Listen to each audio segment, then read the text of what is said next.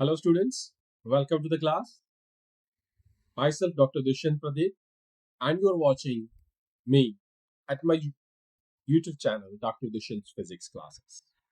Students, it is a part of a foundation course. So let's start the class. Students, first of all, I would say share and subscribe this channel to all your classmates or your seniors, juniors, so that we can have a good community for learning.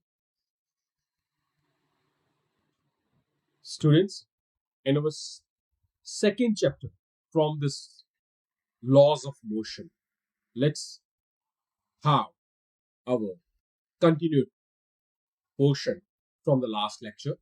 In the last class, we have studied Newton's first law.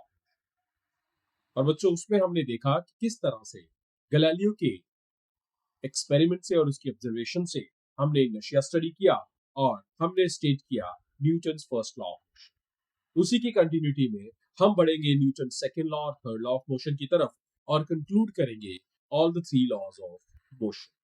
तो चलिए देखते हैं कुछ terms, relative terms जो Newton second law को define करने के लिए, स्टेट करने के लिए हमारे लिए यूजफुल रहेंगी। सो बच्चों, लॉज ऑफ मोशन के इस लेक्चर में सबसे पहले देखते हैं हम आपका नया term, that is momentum. So let us understand what is momentum. So first thing, momentum is an impact. What is it? It is an impact. ये impact है, किस चीज का impact है भाई? It depends on two factors. First factor is mass. Second factor is velocity. So बच्चों, ये mass और velocity के ऊपर डिपेंड करता है। आपको पता है inertia भी mass के ऊपर डिपेंड करता था। लास्ट क्लास में जब आप पढ़ रहे थे, लास्ट लेक्चर जब आप पढ़ रहे थे, तो आपने देखा था कि जो मास था, ऑब्जेक्ट का मास जो था, जितना मास ज्यादा था, इनर्शिया इतना ज्यादा। Inertia was what? That was a resistance to certain force. So let us consider this example where we will fire a bullet towards the wall. अब हमने एक बुलेट चलाई है दीवार की तरफ। सो क्या ऑब्जर्व किया आपने? Bullet was fired, will penetrate the wall. Clear? This is because velocity of bullet is more, hence momentum is more, because momentum depends upon mass and velocity. Clear? But if we take the same bullet,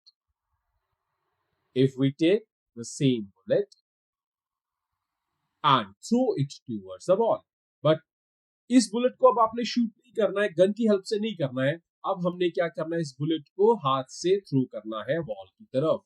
अब क्या हुआ? What will happen?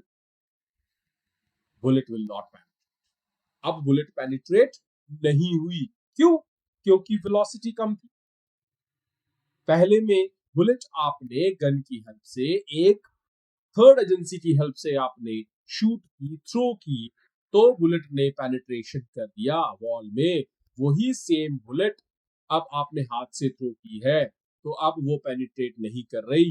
क्यों? The speed of the bullet is very less. Reason क्या है? Reason behind the penetration is the speed. ठीक, speed कम है भाई, therefore impact of the movement is less. Speed कम हुई तो इंपैक्ट कम हो गया। इंपैक्ट कम होने से वो आपकी बुलेट जो थी वो वहां पे पेनिट्रेट नहीं कर पाई। So let us consider another example. अब हमने क्या कर लिया? अब हमने वॉल ली। अब आपके पास एक साइकिलिस्ट है, cycle moving with a velocity of 40 meter per second hits the wall. Wall hit किया उसने, लेकिन वो पेनिट्रेट नहीं कर पाया, मींस वॉल को ब्रेक नहीं कर पाया। Will the wall break? No. But if a truck moving with the same velocity 40 meter per second hits the wall, will it break? Yes, sure. Why not? Because mass of truck is more, hence impact is. पहले case में हमने देखा velocity ने impact को create किया। पहले case में ज्यादा वेलोसिटी मींस ज्यादा इंपैक्ट, और दूसरे केस में मास ज्यादा मीन्स ज्यादा इम्पैक्ट। तो ये दो चीजें हैं जिनके कारण इम्पैक्ट ज्यादा होता है, और इम्पैक्ट हमने क्या पढ़ा? इम्पैक्ट ही मोमेंटम होता है। What is impact? Impact is momentum. So the effect of object striking another object, एक ऑब्जेक्ट स्ट्राइक करता है जब किसी दूसरे ऑब्जेक्ट को, depends on the mass of forward object and its velocity. वो किस पे डिपेंड करता है? मास जो ऑब्जेक्ट स्ट्राइक करने जा रहा है, जिसको कर रहा है उसको नहीं। Means if object A is going to strike object B, then the impact will depend upon mass of this object A and its velocity. इसी का मास और इसकी वेलोसिटी पे डिपेंड करेगा कि इसका इफेक्ट क्या होगा। बात समझ आई? सो यहां पर इन दोनों की मास और वेलोसिटी के हेल्प से, तो मोमेंटम क्या हुआ? मास और वेलोसिटी का combination. So momentum of an object is defined as the product of mass and velocity. Collective impact है मास और वेलोसिटी का। So momentum is equal to mass into velocity. ठीक है, so P is equal to M into V हो गया। Clear है? Momentum क्या है बच्चों? वेक्टर क्वांटिटी है। वेक्टर क्वांटिटी है मींस क्या हुआ? इसमें मैग्नीट्यूड और डायरेक्शन दोनों होंगे, दोनों रिक्वायर्ड हैं। सो मोमेंटम एक वेक्टर क्वांटिटी है। दूसरी चीज, इनके यूनिट क्या है बच्चों? P मोमेंटम जो है that is the product of mass and velocity. तो हम देखेंगे कि मास का यूनिट क्या है और वेलोसिटी का यूनिट क्या है। मास का यूनिट अगर किलोग्राम है SI में और वेलोसिटी का यूनिट मीटर पर सेकंड है, तो इनका कलेक्टिव यूनिट जो होगा that will be the unit of this momentum. तो SI यूनिट हो जाएगा किलोग्राम और वेलोसिटी का मीटर पर सेकंड। तो SI CGS में इसका किलोग्राम का बन जाएगा ग्राम, मीटर का सेंटीमीटर और सेंटीमीटर। क्लियर है? तो SI में आपका यूनिट हो गया बच्चों किलोग्राम मीटर पर सेकेंड, और यहां पे हो गया gram metre per second. Clear है? So that is term. बात समझ आ गई? अब चलिए, it is easy to stop a tennis ball. एक क्वेरी है, एक क्वेश्चन है आपके लिए। Easy to stop a tennis ball then a cricket ball moving with the same velocity. क्यों? रीजन क्या है? क्वेरी ये है कि हम टेनिस बॉल को आसानी से रोक सकते हैं as compare to a cricket ball with the same, both are moving with the same velocity. Tennis ball ये है और क्रिकेट बॉल। मास जो है टेनिस बॉल का इट इज लेस। इसका मतलब है दोनों में किसका मास ज्यादा है? इसका मास कम है, इसका मास ज्यादा है।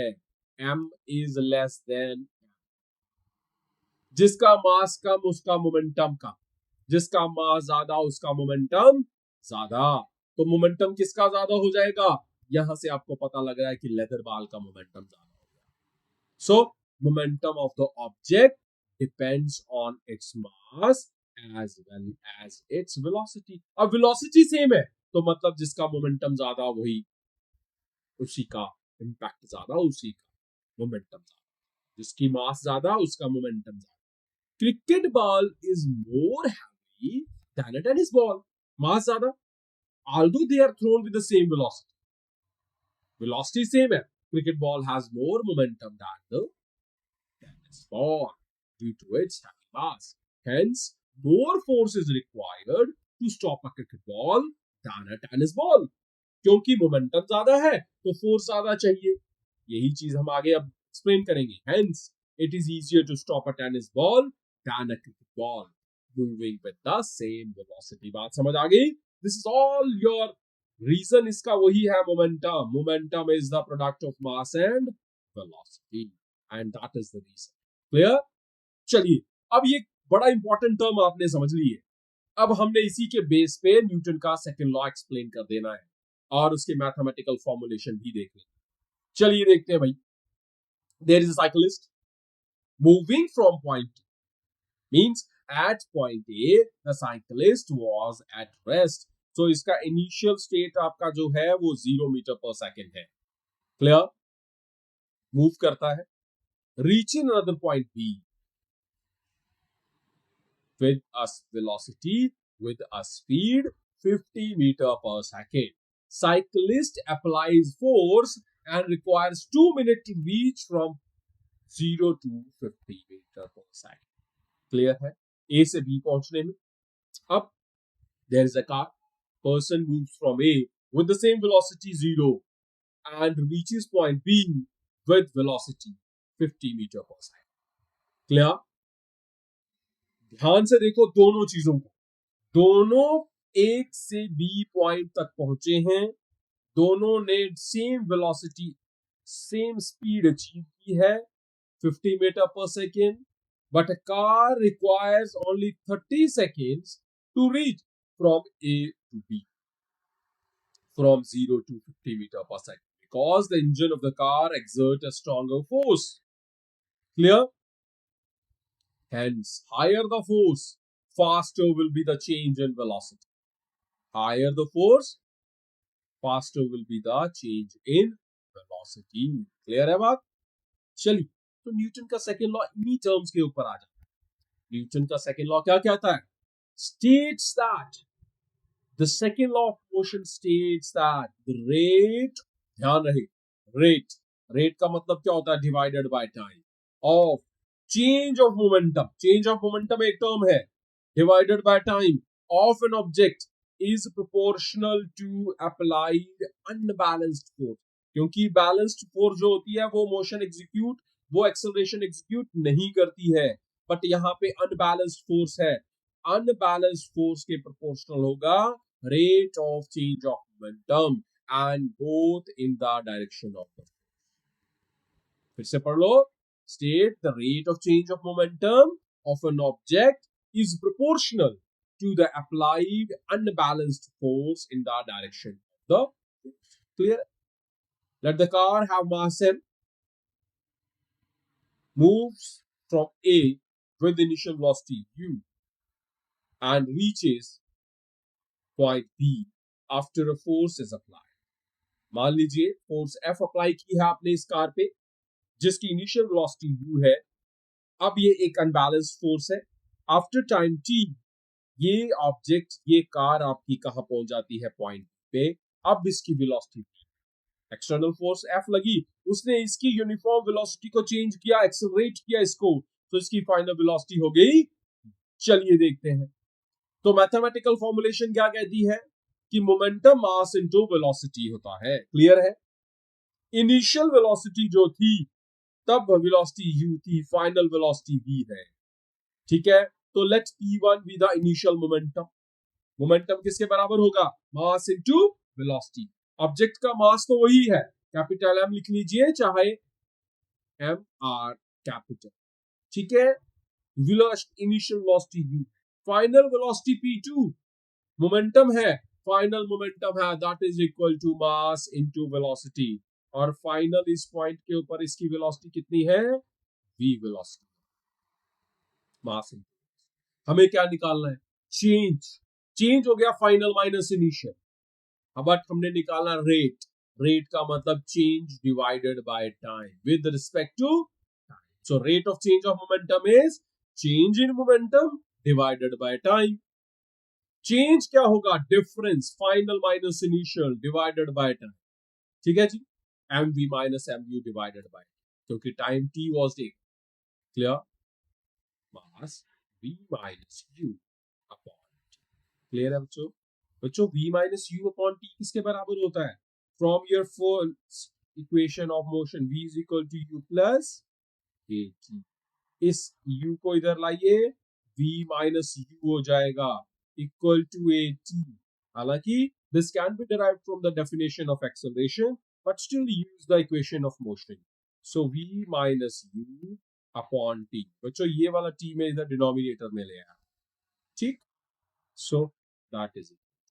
तो बच्चों ये वाला पार्ट जो है, ये कंपोनेंट आपका आ गया इक्वेशन मोशन से। ठीक, तो बच्चों m रह गया, m के साथ v minus u upon t जो है वो एक्सेलरेशन के इक्वल हो गया। So rate of change of momentum is equal to mass into acceleration. Clear है बच्चों? So rate of change of momentum आ गया मास इनटू एक्सेलरेशन। चलिए अब बात करते हैं हम उस चीज की जिसकी बात हमने की है statement. According to second law of motion, rate of change of momentum is directly proportional to the applied force. Rate of change of momentum is directly proportional to applied force. So rate of change of momentum is proportional to force. और rate of change of momentum है क्या? इसकी value है क्या ये वाले की? इसकी वैल्यू है mass into acceleration. ये देखिए भाई यहां निकाली है हमने. That is directly proportional to F. और लिख सकते हो इसे या इसको क्या लिख सकते हो? Force is directly proportional to. Clear? Proportionality हटेगा तो क्या आ जाएगा बीच में? प्रोपोर्शनलिटी कांस्टेंट आ जाएगा। So force will be equal to K into M A. ठीक है, के प्रोपोर्शनलिटी कांस्टेंट होता है बच्चों और के की वैल्यू 1 होती है। ठीक है जी।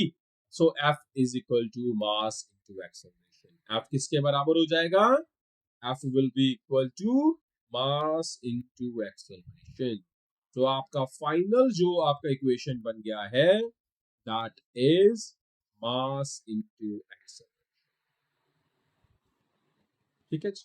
सो आपकी फाइनल इक्वेशन फोर्स की इक्वेशन बन गई है। क्या बनी है? Force is equal to mass. ये बात समझ आ गई? ये सेकेंड लॉ मोशन का था। डेफिनेशन ऑफ फोर्स दिया इसने और मोमेंटम को डिफाइन किया और स्टेट किया that is an impact. Clear है बच्चों? अब लॉज ऑफ मोशन में फोर्स को डिफाइन किया हमने। सो फोर्स क्या होगी? फोर्स एक वेक्टर क्वांटिटी है। फोर्स क्या आ गई? एक वेक्टर क्वांटिटी है। Needs both magnitude and direction. Vector है तो magnitude and direction. So force is equal to m into a। That is the equation of the force. Clear है? m is mass, a is acceleration. Units क्या है? जो force के unit क्या होते हैं? SI यूनिट न्यूटन, CGS में dine. Otherwise derived unit कैसे लिखेंगे? मास इनटू एक्सेलरेशन के यूनिट। बच्चों मास के यूनिट यहां से निकाले किलोग्राम, एक्सेलरेशन होता है मीटर पर सेकंड का स्क्वायर। ये दोनों जोड़ दिए आपने, बन गया किलोग्राम मीटर पर सेकंड। इन्हीं को कन्वर्ट करो CGS में। Kilogram would be gram, metre will be centimetre per second का स्क्वायर। यही वैल्यू यहां से आ गई, सेंटीमीटर पर सेकंड स्क्वायर। ये यूनिट हो गए फोर्स के और इनको लिखा जाता है न्यूटन और CGS को लिखा जाता है डे। तो बच्चों फोर्स के SI यूनिट न्यूटन है और फोर्स का CGS यूनिट डायन है। ठीक है, चलिए इन दोनों यूनिट्स को डिफाइन करते हैं। So force is equal to mass into acceleration. बच्चों एक्सेलरेशन, मास और एक्सेलरेशन, 4 न्यूटन जो है वो CGS यूनिट है। So 1 Newton is equal to 1 kilogram into 1 metre per second square. क्योंकि ये तब मिलेगा हमें न्यूटन, इक्विवेलेंट यूनिट है, SI यूनिट है, बट ये किलोग्राम मीटर पर सेकंड का एक यूनिट है। न्यूटन किसके बराबर है? Kilogram metre per second square. तो 1 न्यूटन यूनिट क्या हुआ? That is the force necessary to cause an acceleration of 1 metre per second square in an object of 1 kilogram. So 1 kilogram object को accelerate करने के लिए बाय 1 मीटर पर सेकंड जितनी force लगाई जाती है उस फोर्स को बच्चों हम कहते हैं 1 न्यूटन ऑफ फोर्स। बात समझ आ गई? इसी तरह अगर डायन को निकालना है, 1 dyne is equal to 1 gram centimetre per second square. So the force जो 1 ग्राम मास के ऊपर लगाई जाएगी to accelerate it with 1 centimetre per second square, that is 1 dyne of force. So the force necessary to cause an acceleration of 1 centimeter per second square in an object of mass 1 gram is called 1 dyne. बात समझ आ गई? ये था बच्चा आपका Newton का second law और उसकी डिफरेंट टर्म्स जो इसके साथ एसोसिएटेड थी। चलिए एक ट्रक है, मास है उसका बच्चों है, मास कितना है? is moved under a force F. If the truck is then loaded with an object equal to mass of the truck, आपने क्या किया? मास, ट्रक के मास के बराबर का लोड उसमें डाल दिया and the driving force is half, force को हाफ कर। Then how does an acceleration change. चलो देखते हैं कि उस पे एक्सेलरेशन कैसे चेंज है। इन फर्स्ट केस एक्सेलरेशन कितनी होती है पता है हमें, क्योंकि हमें पता है force is equal to mass into acceleration होता है, तो एक्सेलरेशन के लिए मास को इससे डिवाइड कर देंगे। ठीक है जी। First case acceleration will be, अब क्या हुआ, एक्सेलरेशन कर दी हाफ, एक्सेलरेशन कर दी हाफ और मास कर दिया डबल, क्योंकि मास में मास ऐड कर दिया। पहले मास था ट्रक का m, उसमें m प्लस कर दिया है तो मास हो गया 2m, लेकिन फोर्स कर दी हाफ F/2, तो यहां फोर्स है वहां F/2, सो ए डैश। तो बच्चों ऊपर F/2 है, नीचे 2m बन गया, F/2 ऐसे लिख सकते हैं हम, और नीचे m प्लस m2m बन गया, तो बच्चों 2 2 4 हो गया, so that would become 1/4 F/m। F/m है क्या, वही एक्सेलरेशन है, सो 1/4। तो फर्स्ट केस पे जो फोर्स थी वो यहां पे आप इसे लिख सकते हो बच्चों, दैट इज सेकंड केस। ठीक है, ये सेकंड केस है, सेकंड केस में आपने चेंजेस, ठीक है बच्चों। तो सेकंड केस में 1/4 हो गई एक्सेलरेशन। चल, फोर्स और मोमेंटम को डिस्टिंग्विश करते हैं, डिफरेंशिएट करते हैं, सिंपल डेफिनेशंस देनी है आपने।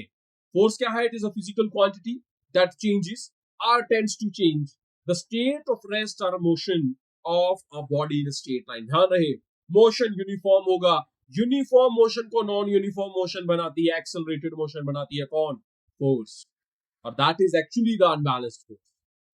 Momentum, it is the product of mass and velocity of the body. Simple, mass and velocity का प्रोडक्ट होता है। ठीक, चलिए, the unit of force is Newton in SI unit और MKS unit। बच्चों MKS को SI भी बोला जाता है, SI ही बोला जाता है, and dyne in the CGS unit। और यहाँ पे MKS में इसको किलोग्राम मीटर पर सेकेंड और CGS में ग्राम सेंटीमीटर पर second. Force mass into acceleration होता है और मोमेंटम मास इनटू वेलोसिटी होता है। तो ये था आपका डिस्टिंग्विश, ये था डिफरेंस आपका। चलिए नेक्स्ट टॉपिक पे, बड़ा ही आसान टॉपिक लेंगे, ज्यादा टाइम नहीं लेंगे इसमें, और फिर कंक्लूड करेंगे लॉज ऑफ मोशन। तो बच्चों न्यूटन का थर्ड लॉ, बड़ा ही इंपॉर्टेंट पर हर जगह एप्लीकेबल होने वाला, Newton's third law. What is the statement, the third law of motion states that every action force has an equal and opposite reaction. जो आप फोर्स लगाते हो वो इतनी ही फोर्स आप एक्सपीरियंस करते हो, which acts simultaneously। इसमें कोई अलग अलग फोर्स नहीं है, they do not act isolatedly, they act simultaneously।